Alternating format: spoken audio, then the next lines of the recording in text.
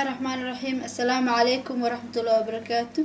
أصحابتي قالقة waxaan hagaajinayaa juice macaan badan. Juice-kaas muxuu ka kooban yahay waa su'aashu.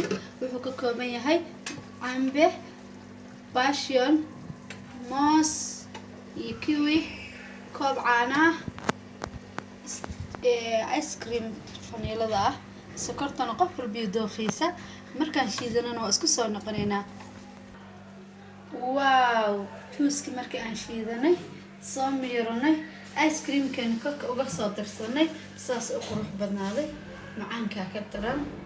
Waxaan ku dhahay caruur iyo ciraalaba waa lagu ducaynayaa qofkii halkoob looga shubaa.